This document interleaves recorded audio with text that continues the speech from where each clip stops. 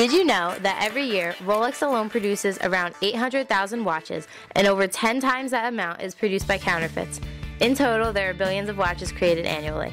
I'm sure growing up, you have had a few watches, and when you reach adulthood, you have probably gone through at least 10 watches.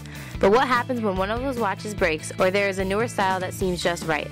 It gets thrown in our household trash, mixed in with many different materials.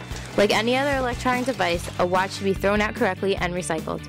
Why? Because each year 1.7 billion watches are thrown away, and watches are made up of various materials such as plastics, metals, microchips, LEDs, and much more.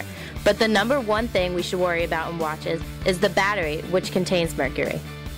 Every year, over 100 kilograms of mercury enter the environment through the disposal of watch batteries. Exposure to this toxic metal can affect the human nervous system and harm the brain, heart, kidneys, lungs, and immune system. So, is anyone doing anything about this? Seiko, a large watch corporation, is.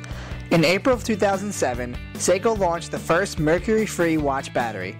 By June 2008, Seiko installed mercury-free button batteries in all of their watches, reducing hundreds of kilograms of mercury entering the environment.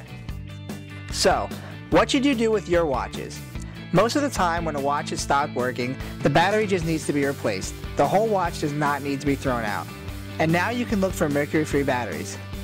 If you must throw the watch out, be sure to recycle it properly by sending in old batteries and watch materials to local recycling centers. When purchasing a new watch, think of companies like Seiko, and you could be helping the environment. Hopefully after watching this video, you'll think about how every electronic device, even something as small as a watch, can have a great impact on the environment.